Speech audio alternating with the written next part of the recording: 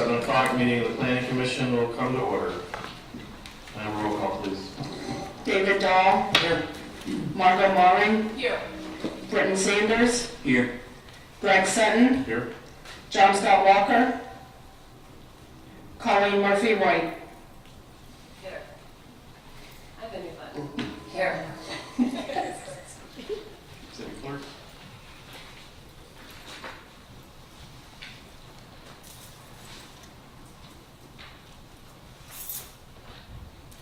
We have a new member, alternate on the Planning Commission. City Clerk's going to call this forward and swear them in. You raise your right hand, repeat after me. I, Justin Learman, I, Justin Lerman, solemnly swear solemnly swear that I will support the Constitution that I will support the Constitution and will obey the laws of the United States and obey the laws of the United and the States state of Florida, and the state of Florida, the city of Jacksonville Beach, city of Jacksonville Beach, and will faithfully discharge and will faithfully discharge the duties of the office the duties of the office, of alternate member alternate member for the Planning Commission. for the Planning Commission. Congratulations. Thank you.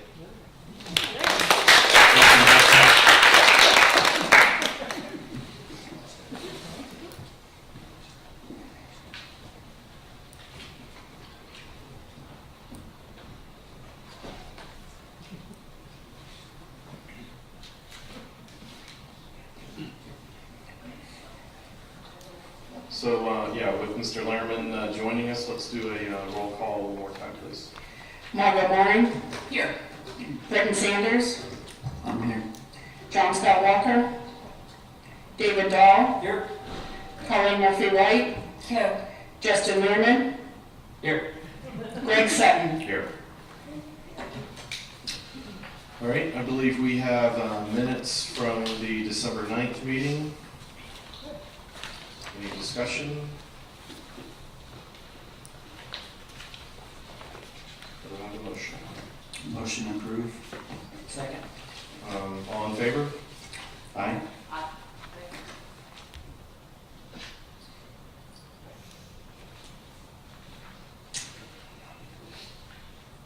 All right, Ms. Iron, any correspondence?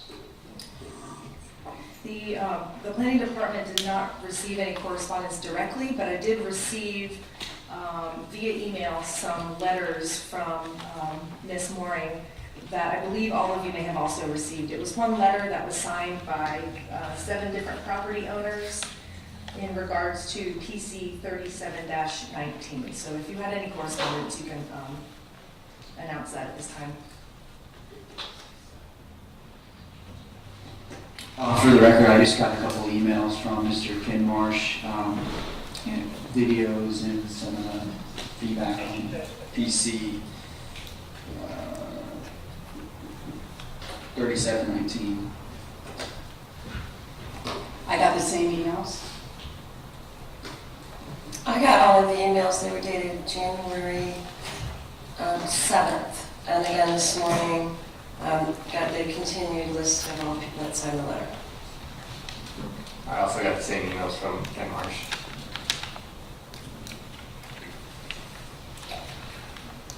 All right, thank you. And that's on 37-19. Correct. All right, so with that, PC 36-19.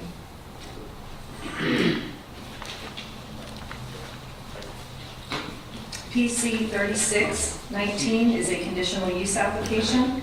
Property owner is BFC Property Acquisition 1 LLC, PO Box 23627, Jacksonville, Florida 32241.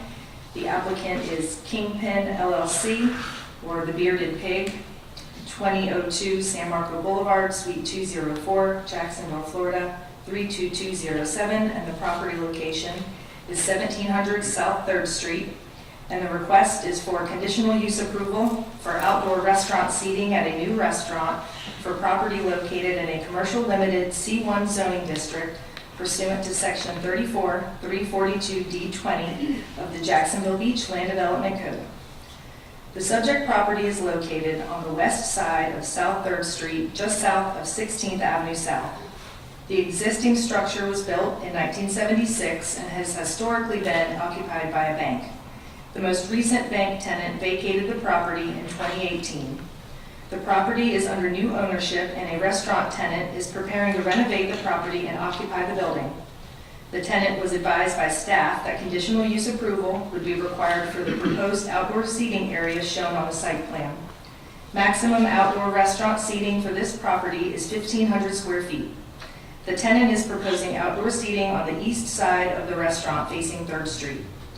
Adjacent uses include a car wash to the north, medical offices and a church to the west, commercial uses to the south, and Huguenot Park and Lagoon to the east across 3rd Street. The proposed outdoor restaurant seating is consistent with other restaurants and should not negatively impact adjacent properties. Thank you, Ms. Ireland. Just very briefly for those that are in attendance here, the manner in which we conduct these applications is that staff will read the application into the record as Ms. Ireland has just done. At that point, we'll have the applicant come forward stating their name and address, fielding any additional questions from the commissioners, providing any additional information that has not been presented by staff. At that point, I'll open it up for public. I have speaker cards in front of me for these 2 applications this evening. Those wishing either to speak in favor or in opposition to the application. Following that, public portion of the meeting will be closed and then discussion will be between the applicant, staff, and the planning commissioners. So with that, Mr. Schmidt, is it? Yes, Michael Schmidt. State your name and address. My personal address or my business address? What I have on the speaker card. Okay, Michael Schmidt, 2769 White Oak Lane, Jacksonville, Florida, 32207. And if you would, please raise your right hand. Do you swear or affirm that the testimony you're about to give in this matter is the truth, whole truth, and nothing but the truth, so help you God? Thank you. Is there any additional information that you would like to provide that Ms. Ireland is not? No, the letter I received from Ms. Ireland was said that staff gave conditional approval for the hearing. The one thing is that the whole area that we're showing, only the portion where those tables and chairs outside is actually covered seating. The area that's uncovered, I don't know if anyone's been to our restaurant in town, it's artificial turf, grass area, it's a play area for children that'll be partitioned off for safety purposes. It's a kind of dead end corridor so kids can't wander off into the street, but it allows a very popular part of our restaurant, meeting a father. I designed it this way because kids eat fast and parents don't, and it gives them a chance to play in community. We'll also have, like I said, a large bike parking area because I'm at the beach, same thing in San Marco with a lot of bicyclists, as well as I know that in here our parking shows that we are, I believe we're 10 or 12 spaces above what is required by code. So we're doing our best to work. We're going to work with Public Works. There's a couple of easements, but they said that there's really no major issue with that. It's just a traditional old drainage easements that we, like most development, you just give access to the city in perpetuity. All right, questions for the applicant?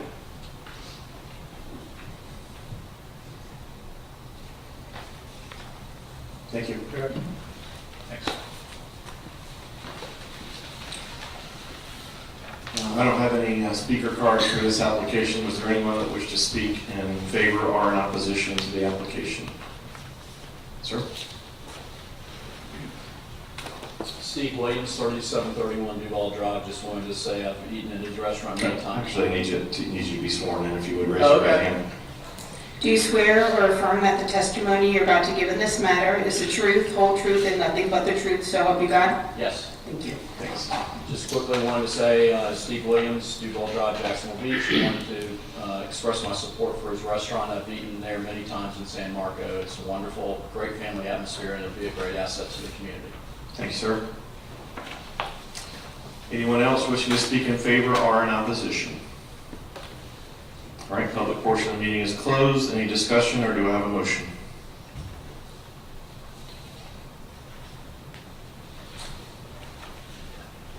Move approval. Second. I have a motion and a second. Roll call vote, please. David Dahl, Yes. Margo Mari, Yes. Britton Sanders, Yes. Colleen Murphy White, Yes. Greg Sutton. Yes. Your application has been approved.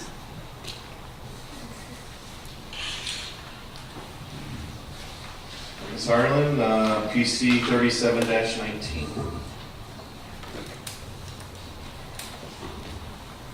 PC 3719 is a concept plan for plat application. Owner is Georgia K. Papaviz Life Estate, 1103 2nd Avenue North, Jacksonville Beach, Florida, 32250. Applicant is New Atlantic Builders, 5875 Mining Terrace, Suite 206, Jacksonville, Florida, 32257.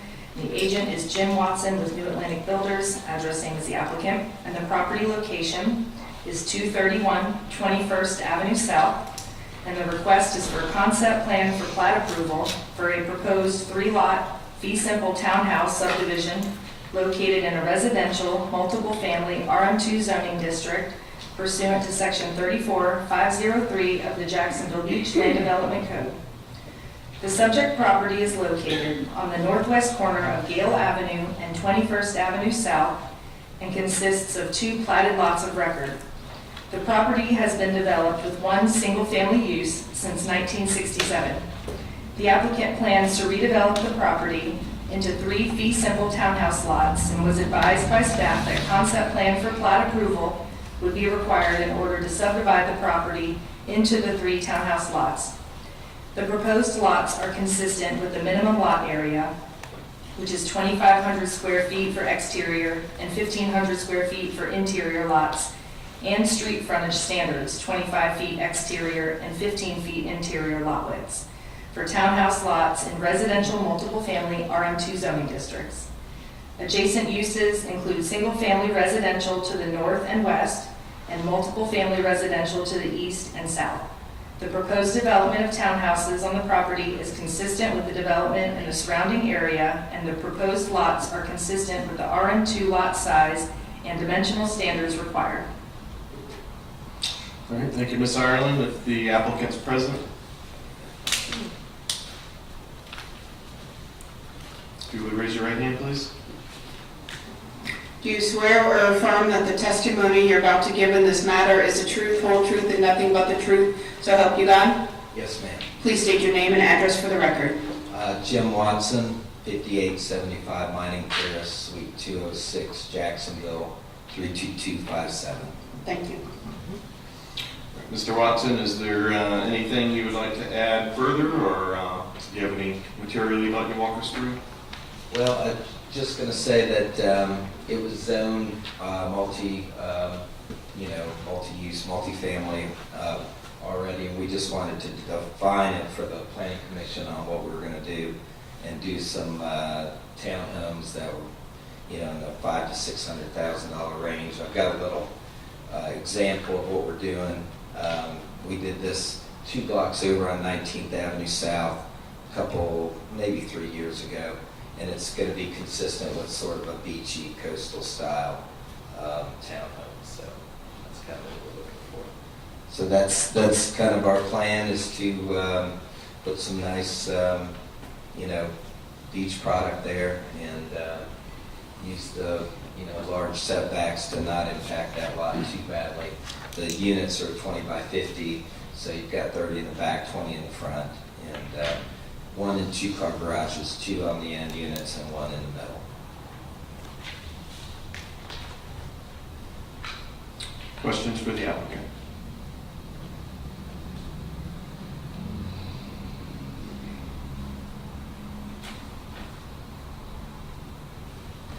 I have a question.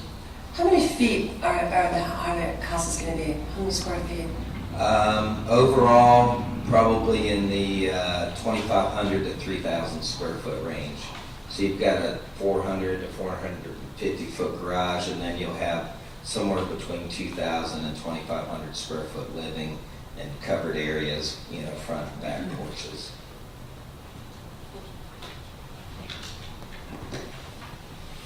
Mr. Watson, are they going to be 2-car garage? On the end units, but in the center unit be a single car garage, just because of the 20-foot width and getting access through the front. Thank you. I'd like to ask, sir, did you think about aligning the units to front on 21st Avenue South? I did, and I didn't want to do that. The townhomes that are across the street on Gale face Gale, and this made more sense to face on Gale. especially with the depth, that extra depth that it allowed us. Thank you. Mr. Watson, is it possible to flip them and have them face 21st Street? I wouldn't be interested in that now. Thank you. I mean, just one more point about that, it would be facing the neighbor that is, to the north. So the back 3 units will be facing the neighbor to the north, to his side. So again, it's just not consistent with that street.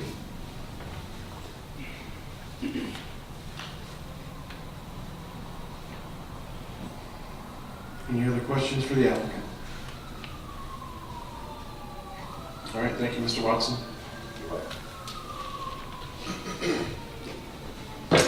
I have a number of speaker cards here. I'm going to call on those first that have indicated that they're in support of the agenda items. So first, Tim Shea.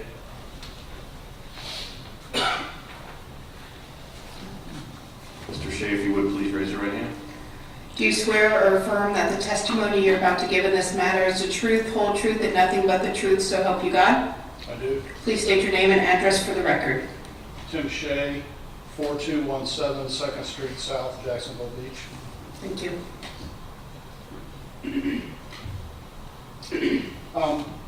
First of all, I'm here as a representative of the property owner, not Mr. Watson. Mr. Watson's the applicant. And the property owner, Mrs. Georgia Pavidis.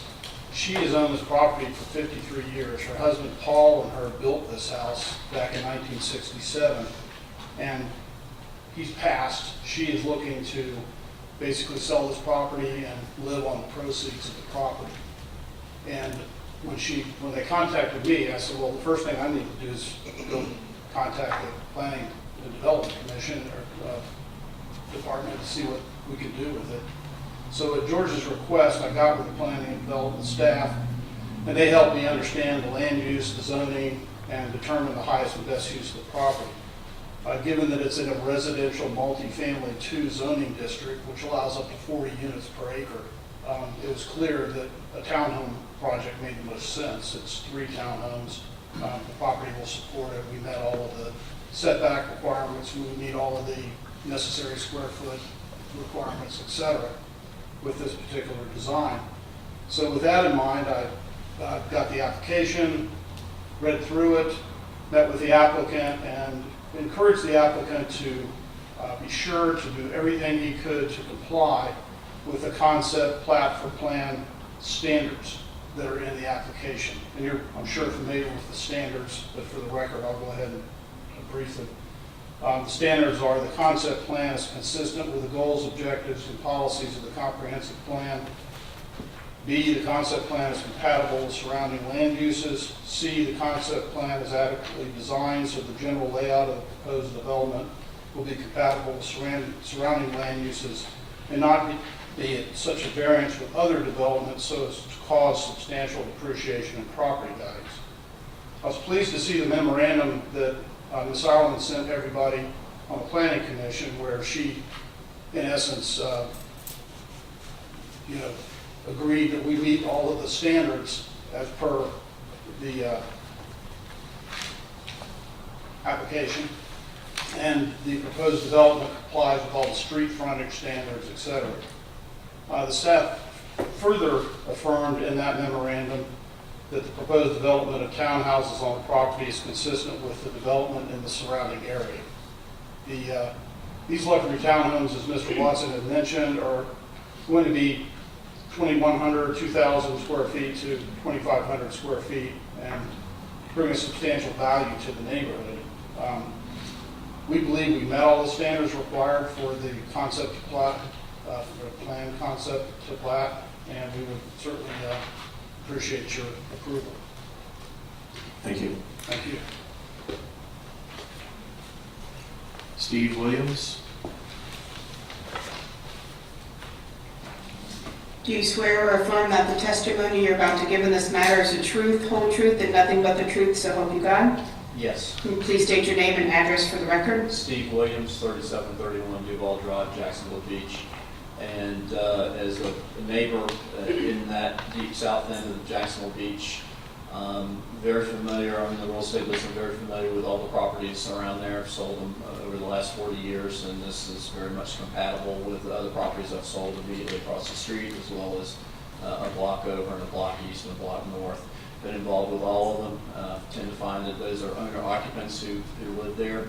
So the fact that we'll have 2-car garages on 2 of the 3 homes and deep driveways, I think it fulfills everything someone is looking for, and will be a nice addition to the neighborhood. Thank you. Okay, I've got a few cards here that are in opposition to the application. This one was not indicated one way or the other, but that's okay, but that's why I put it in the middle. Ken Marsh? Yeah, I've got the note to speak on that issue. Says I wish to address the board. You don't wish to speak? Oh, absolutely. Okay. Yeah. Are you in favor or in opposition? Well, we'll go through this. Okay. Please raise your right hand. Just FYI for everyone, we're having a little bit of problem here with our clock, but generally you have 3 minutes, so just let everybody know that. Do you swear or affirm that the testimony you're about to give in this matter is the truth, whole truth, and nothing but the truth, so help you God? I do. Please state your name and address for the record. Ken Marsh, 2011 and 2027 Gale Avenue. Before I go on the clock, can I ask if you've all had a chance to review the traffic map, the various videos that I sent you, and the package of all of the opposition letters? Did everybody get that? And do you have the reference map? So similar to that, but it has, okay, perfect. Thank you very much. Pursuant to the Land Development Codes 34-503, which this applicant must, and I quote, shall comply with consistency with the comprehensive plan, unquote. If it does not, then it must be rejected. Pursuant to LDC 34-1-C-2, our land development codes must be, and I quote, consistent with the comprehensive plan, unquote. So if this application conflicts with the land development code, it also conflicts with the comprehensive plan. So let's review the land development code 34-1-C-9. And I'll have it here just for reference. And because this is a public hearing, all of everything I say is fact-based. For future development, the land development code says it must contain at least 4 critical elements. So we'll go through each one. First, the code says it must encourage the most appropriate use of the land consistent with public interest, unquote. If you look at this, the most appropriate use of the land is just the way it is right now with the house facing south along 21st as it exists today. This avoids overcrowding on Gale. Gale is not a cul-de-sac, it's a dead-end street. It does not take into account the potential future road design which connects 21st Avenue to Gordon Avenue. If you note, 21st Avenue actually can come into Gordon Avenue. But according to the applicant, he doesn't want to go that way because he doesn't want to. Okay? He didn't say that he just preferred not to do that. Secondly, the code says development must, quote, overcome present handicap and deal effectively with future problems that may result from the use and development of land, unquote. Adding 3 townhomes going into Gale does nothing to overcome the present congested handicap that we have. The developer has no plans to deal effectively with future problems because there's no place to build roads and relieve the traffic congestion on Gale specifically. I really need to have everyone be focused on Gale Avenue and where traffic is going to go. Third, the LDC code development says, and I quote, prevent the overcrowding of land, unquote. We've got 3 townhomes coming facing Gale. It's just the opposite and adds constraint to what exists today. That's not subjective. It's not anecdotal. The fourth one, the Land Development Code says it must consider the stability of the present and future land use, unquote. If you look at the transportation map, 2 important points to add. The delivery world with Amazon, groceries, and restaurants, they're all going to pull into Gale, and they're all going to back out onto 21st Avenue. And let's not forget, these townhomes, they can be short-term rentals, so it's not a minimum of 2 cars. It could be a minimum of 3 cars. So I would ask for you to think about this and the future of Gale Avenue. The concept plat must be consistent with the comprehensive plan, and this is not, based on what I've noted. It is also in opposition to the public interest. Everybody on Gale Avenue, everybody, including the property north on Gale, which is the Lathams, have all opposed it. There have been 5 signatures that say traffic going in and out of the Gale Avenue will now add to traffic on 21st and 2nd. So we respectfully ask that you deny this request. In closing, we know that we live in an RM2 space. We respect growth, but it must be smart and it must comply with code. It does not comply with the codes that I have just mentioned. We love Ms. Pappenby. She's been our neighbor and friend for a long time, and we wish her the best.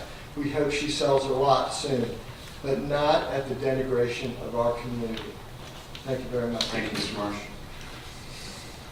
Marsh. Ms. Ireland, just, that got me thinking for a moment, just for clarification purposes on the zoning here, would you remind the commissioners what is approved use, not conditional? Permitted uses in Yes. RM2?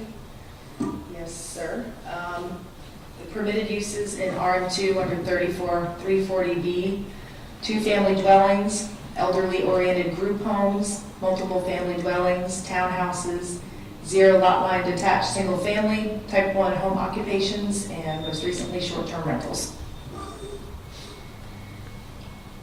Multiple family dwelling, meaning apartment? Could be either apartment Or or condo. condominiums, yes. And this isn't a particularly large tract of land here, but what would be the approved density there? Due to the lot size, which is 8,000 square feet, it could support, in theory, from a density standpoint, 5 multifamily units. So apartments or condos. Thank you. John Moreland?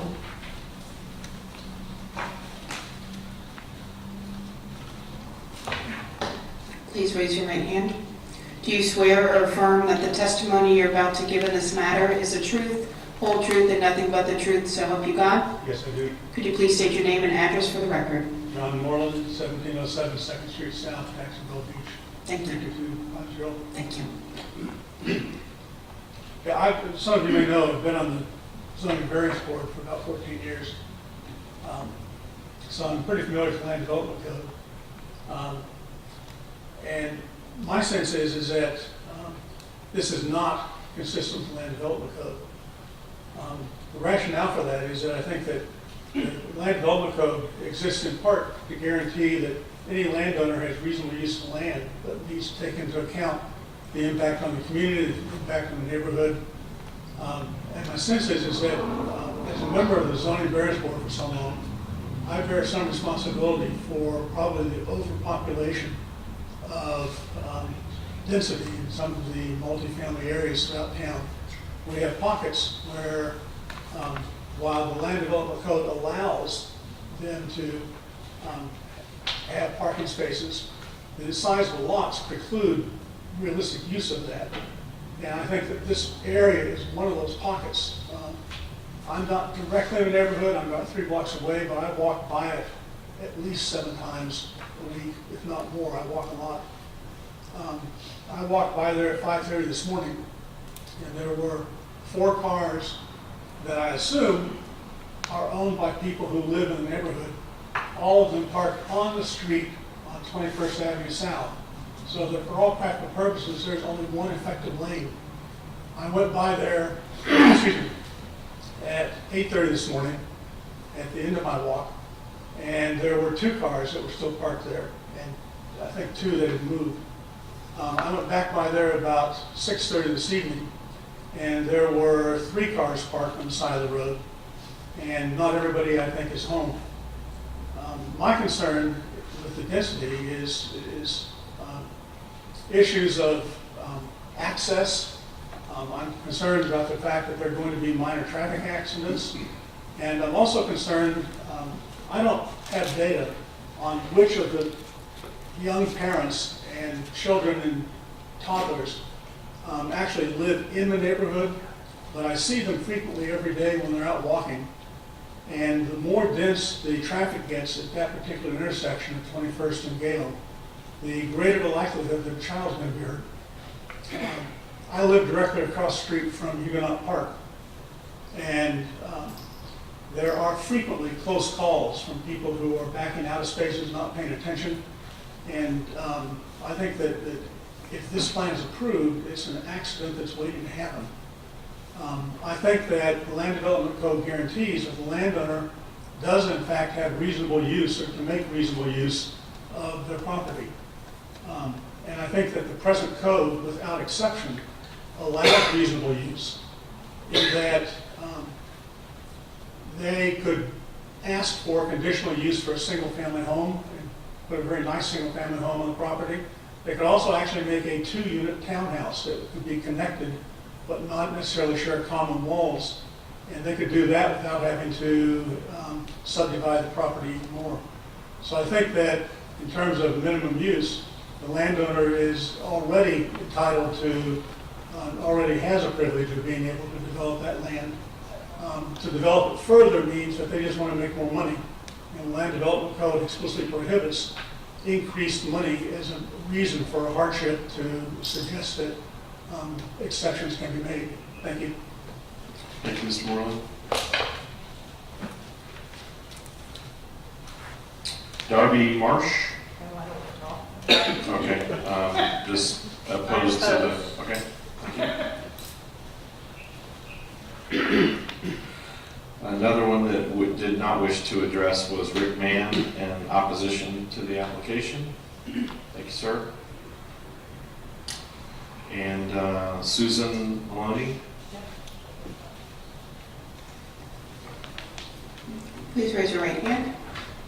Do you swear or affirm that the testimony you're about to give in this matter is the truth, whole truth, and nothing but the truth, so help you God? I do. Please state your name and address for the record. Susan Mullaney, I am 2043 2nd Street South, Jacks Beach. Thank you. And I'm opposed for a lot of the same reasons that already been discussed. I think 2 things that I see that the Planning Commission does for Jacks Beach is to protect the community, to take care of the community as we're planning and growing so much in Jacks Beach. One of the biggest problems, and I understand that there's certain parts of the code, but this dead-end street that doesn't have a cul-de-sac. And I'm down it all the time, walking, running, and all along 21st is where most of the residents are having to park. So we've got a parking issue, and we've got trash issue. We have issue every time there's a delivery. They can't get down the street. So I've been to many of the variance hearings, and I feel that this is very similar. This is a great piece of property that will be developed into something very nice in Jacks Beach. But to put 3 on there with the reasoning being to make a greater profit doesn't necessarily make it a better community. And I think that's the reasoning for having to put it on there, that many crammed into such a small place on a dead-end street. And that's why we're opposed. Thank you. I don't have any further speaker cards, or is there anyone else that wishes to speak in opposition to the application? All right, public portion of the meeting is closed. Would the applicant like to address anything that's been brought up? Yes. All right, please step forward. I'm going to ask for Tim Shea to address those issues, please. Yeah, thank you. We appreciate all the comments. We certainly understand and concur that the neighborhood is fraught with some traffic issues. Those traffic issues were not Ms. Papadias' fault. She didn't do that. She built in 1967. Most of the houses there today weren't even thought of in 67. The fact that there's no cul-de-sac at the end of Gale Avenue is really something the City of Jacksonville Beach's Public Works Department might try to deal with, as well as connecting Gordon Avenue. A lot of people have said that this doesn't meet the land development code, and I've been advised by the Planning and Development Director it does meet the land development code. What everyone's ignored is the zoning. This is a perfectly acceptable zoning for this property. In fact, we chose 3 units because we meet the requirements for 3 units. To put 2 units on this property would require us to go for a variant, believe it or not. So we put 3 units on it with no variance. We just need your approval. 2 units, we got to go through the whole variance process and fight all of the neighbors again. Because I mean, that's why we chose to go this route. There is no variance required. 3 units fit. 3 units make sense. It doesn't make sense for us to have the units back up to the mayor's house. I mean, that would be a hardship on him. It's better to have 1 neighbor instead of 3. And we are trying to do everything we can within the code, within the zoning, and we believe we've met all of those standards. And to restrict this property, by this board restricting this property to a single-family home, is going to severely jeopardize the value of the property. We're not in this for more profit. We're in this to try to help Ms. Papadias sell her lot and build townhomes in the area. So we really would appreciate your consideration on that. Thank you. Any other questions for the applicant?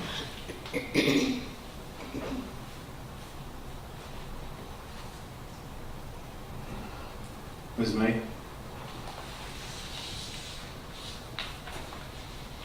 Good evening, Denise May, Mark Gray, your advisor.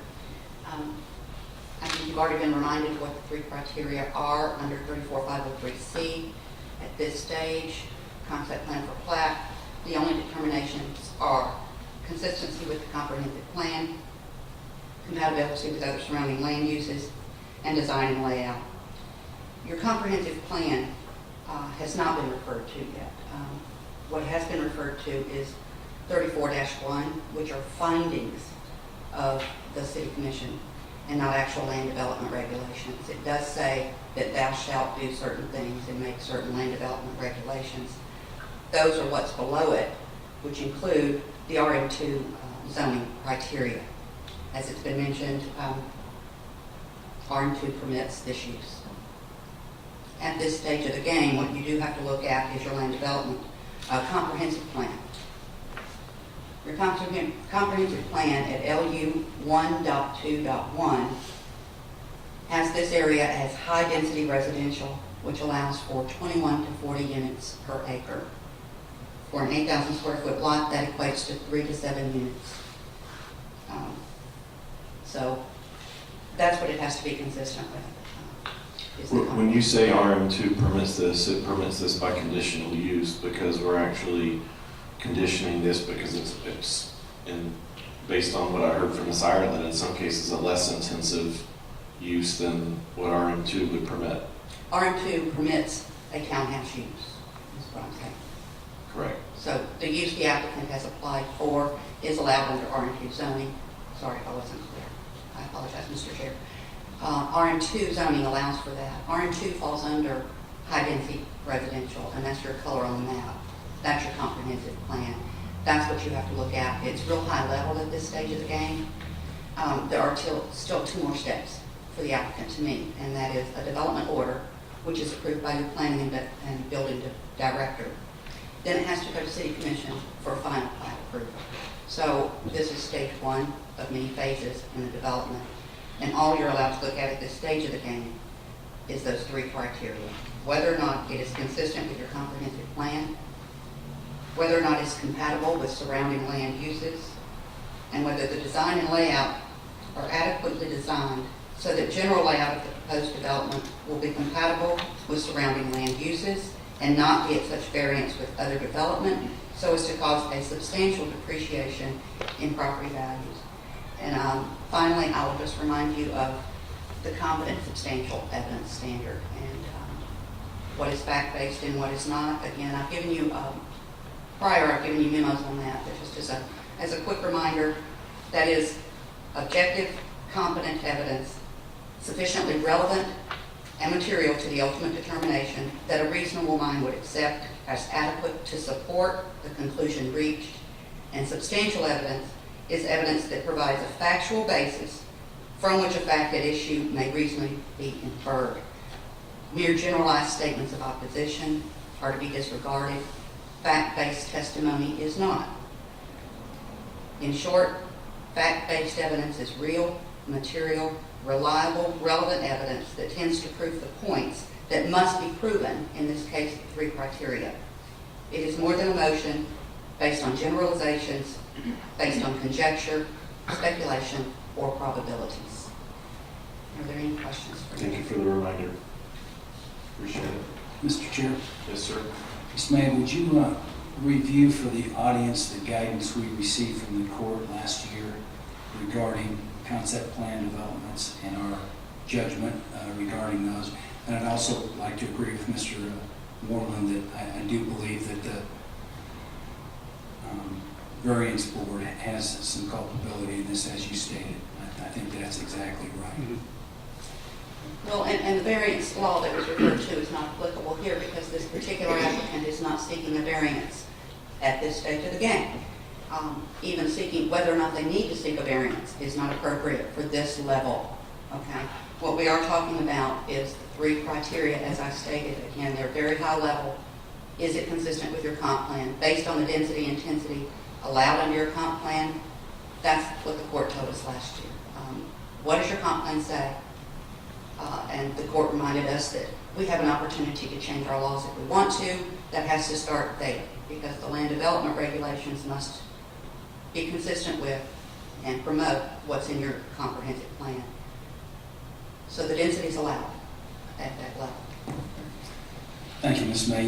You've been a great coach for us and a great instructor over the last few years, and we do appreciate it. And considering the pickle that the current situation puts the Planning Commission in, I think it's a perfect issue to be highlighted at this time as we approach another election and we see that we may have a change in some leadership and have the opportunity to change some of those things. Thank you, sir. Thank you. Discussion? Or do I have a motion? Yes.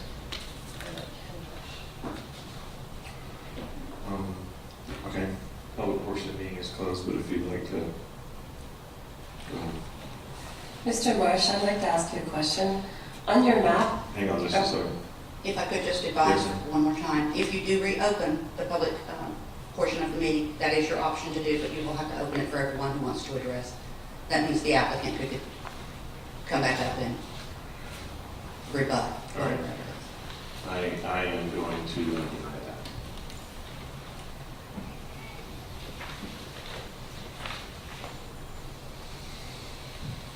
Any discussion, or do I have a motion?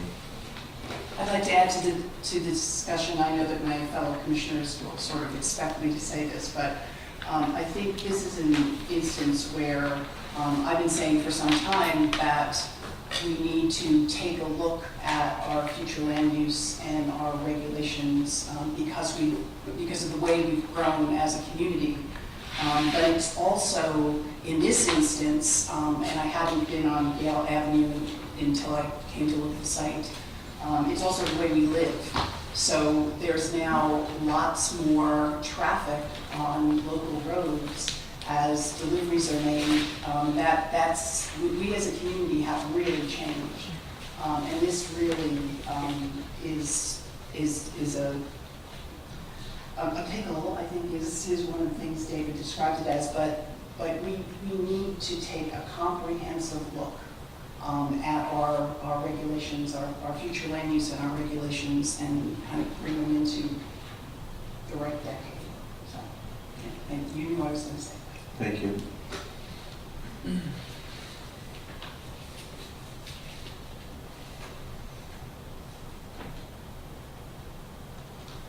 If I may, I have a question for Ms. Ireland. Do we know anything about 21st Avenue? It does seem extremely narrow.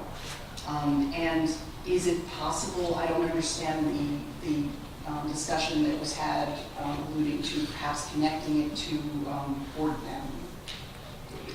Unfortunately, I don't have any information on what future plans might be. That'd be a question for Public Works that I would have had to dig into a little deeper prior to the meeting.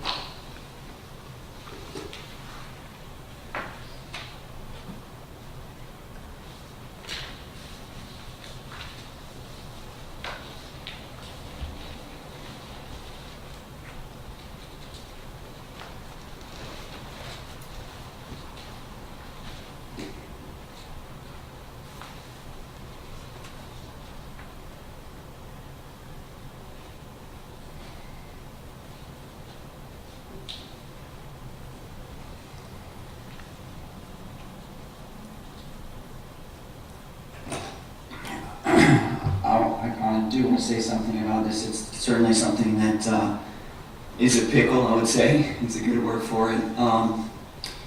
You know, I'm certainly sympathizing with the neighbors. I can see how the traffic is certainly something to be concerned about. The fact of the matter is that Ms. Ireland stated that the developer could actually put a apartment building here and we wouldn't be here today and make the property more dense is still on the table from my thought standpoint. You know, obviously I think having a single family home is less dense, but it is a high density zone. It's zoned for that, and so as such, I'd like to make a motion to approve.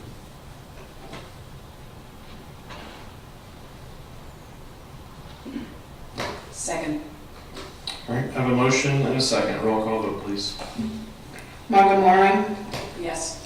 Britton Sanders, Yes. David Dahl, Yes. Colleen Murphy White, No.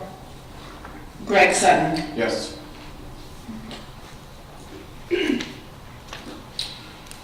right, your application has been approved, and on to your next step. Planning Department report, Ms. Ireland? Our next meeting is scheduled for January 27th. We have 4 cases on that agenda. Anybody know? of, Anybody? any- 27? I'll be up 10. Ms. Mark, is that Moore's not town? here? I'm going to be at the Leesburg Planning Commission testifying for some name business, so I will be out. Okay, thank you. It's the 20, yeah, Monday the 27th. If you would, Ms. Ireland, find out on our other alternate. Yes, the 2 of you are out, then both of our alternates will go.